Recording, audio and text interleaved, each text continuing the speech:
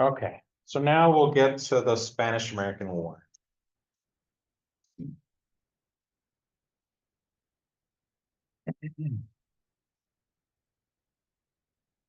At the end of the 19th century, most of Latin America had already become independent from Spain. But there were some places that were still colonized by Spain. Cuba, Puerto Rico, the Philippines, and then I'm not sure what their status was with Guam, but but most of Latin America had already become independent. Now, Puerto Rico had fought against Spain for independence unsuccessfully. And Cuba at this point was in the process of fighting against Spain for its independence. And some historians argue that they were on the verge of winning their independence from Spain on their own. But the United States got involved, and hence why we know it as the Spanish-American War, a war between Spain and the United States that begins in 1898. How does it begin? Well, the United States, there were US companies who had investments in Cuba. And so the United States sent the Navy, this battleship, the USS Maine, off the coast of Havana to help protect US corporate property and investments in Cuba. While the ship is off the coast of Cuba, it explodes. And so hence we have the before and after pictures right here. Now, the US public was told that we had been attacked by Spain. And you could see, like in this headline, crisis is at hand, Spanish treachery. The Maine destroyed by an outside attack. And so, these treacherous Spanish attacked us. And so we need to defend ourselves and fight back. We're not the aggressors, is, how the media portrays it for us. And the US public is told why we need to support this, because they attacked us. So before Congress agrees to declare war against Spain, we pass a Teller Amendment. Well, we say, okay, we'll get involved in this war, but we're not going to make Cuba part of the United States. And so in a way, it seems like a selfless act, right? Like we're going to help them, we're going to help them get their independence because Spain attacked us, but this is not with the plan to keep Cuba for ourselves. So we get involved in the fighting, and the fighting against Spain ends as soon as the same year that it begins. In 1898, the fighting against Spain ends. So really, the Spanish-American War should begin and end in 1898, but it doesn't. It's typically, there's another war that gets included as part of the Spanish-American War. That's the one that goes on till 1902, and I'll talk about that in a second. So the fighting against Spain ends in 1898, begins and ends that year. And so then we pass the Platt Amendment, and we insert it into Cuba's constitution. And so, we kept our promise to not make them part of the United States, but that doesn't mean that we didn't take control of Cuba anyways. We put the Platt Amendment into their constitution saying, you're free and independent, but we have the right to veto any of the laws you pass. If you pass any laws we don't like, we can veto them. You're free and independent, but and you know, this land belongs to you. It doesn't belong to us, but you're going to rent to us the space for a military base on Cuba forever and ever. And that's why we still have Guantanamo Bay there today. We send them, I forget how much. We send them a check every year for like $5,000 for the last 100 years, so that we can say the land is theirs. They're just renting it to us. And ever since Castro came into power, he just stacks up the checks and doesn't cash them as, like, I don't know, symbolic protest or something. And the US, again, didn't make it part of the United States, but said, we reserve the right to militarily intervene in Cuba anytime we deem it necessary. And we have, and we did, especially in the early 20th century.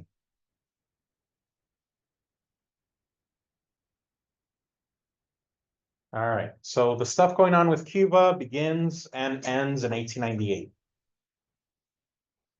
Puerto Rico, we said, okay, well, now that we got rid of Spain, you know, the Teller Amendment didn't say anything about any other Spanish possessions. It only said about we weren't going to keep Cuba. So guess what, Puerto Rico? You're ours now. And that's why till this day, Puerto Rico is controlled, claimed by the United States. We legalized this through our own laws, with our own court system, with the Foraker Act in 1901, where we say Puerto Rico belongs to the United States. And this is interesting, unique, different in that previously, when we took over territory, we made it a US territory. And by being a US territory, that meant that they could do like what California did. You know, after the Mexican-American War, it became US territory. So then the people there could organize themselves, draft a constitution, and petition US Congress to admit them as the next state of the United States. With Puerto Rico, we never gave them the right of being recognized as a territory. And so hence they don't have, legally, we didn't give them the right to be able to become a US state if they ever wanted to. And we'll talk more about Puerto Rico and whether they want independence or become a US state or something else. In 1917, the United States entered World War I. And so in that year, in 1917, as part of the Jones Act, we made Puerto Ricans US citizens. So Puerto Rico can't become a US state, but the people there are US citizens, and we immediately drafted them to fight for us in World War I.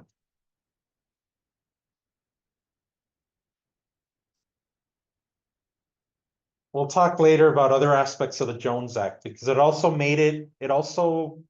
limited Puerto Rico's independence, because it made it so that Puerto Ricans couldn't trade using their own ships, or couldn't trade with neighboring Caribbean countries or islands. Everything had to come and go through mainland United States and through US ships, making everything harder to get and less competitive in Puerto Rico. We'll talk more about the Jones Act later. The Philippines. This is where the fighting really happens, from 1898 to 1902. So most of the Spanish-American War is really the Philippine-American War. And I don't know, it's like a whole war that gets hidden in our history by making it part of the Spanish-American War and then not even talking about it. So the Philippines were fighting for their independence like Cuba. The US gets involved and helps the Philippines get rid of Spain. But then the US turned around and started, how do I put this? Creating a new administration for the Philippines without including any Filipino people as part of the new administration. So the Filipino people went from fighting to get rid of Spain to fighting to get rid of the United States. Most of the fighting in the Spanish-American War is not against Spain. Most of the fighting is against the Filipino people as part of this Philippine-American War that's, usually hidden within the bigger title of the Spanish-American War.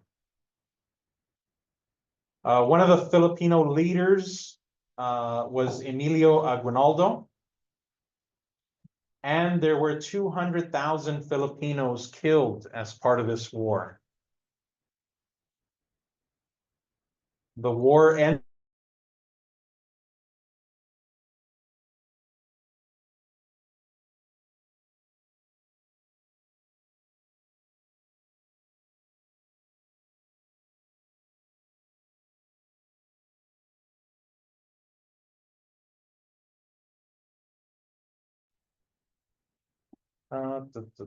Changed microphone. Last time it said that and it continued working, so we'll see. All right, so part of this whole Spanish-American War, including the Philippine-American War, there were over 5,000 US troops who died, but the overwhelming majority died from tropical diseases, not from combat. Only 379 died in combat. And as a result of this war, the United States got Puerto Rico, Guam, Puerto Rico and Guam completely, Cuba, kind of indirectly, becomes a protectorate. Similar thing with the Philippines. We never made the Philippines a US territory like Puerto Rico, similar to Puerto Rico, where we also didn't make it a US territory, but we controlled the Philippines until after the end of World War II. Part of that agreement after World War II in 1946 to allow the Philippines to become an independent country. The Philippines, you're free and independent, but you have to agree to the Belt Trade Act, which says that the Philippines cannot compete with the United States economically in any way. So, you're free and independent unless you compete with us economically somehow, and us being US corporations, not like the US people. You're free and independent, but you cannot nationalize your resources. That means that, you can't have like national parks that protect your rainforests or your rivers.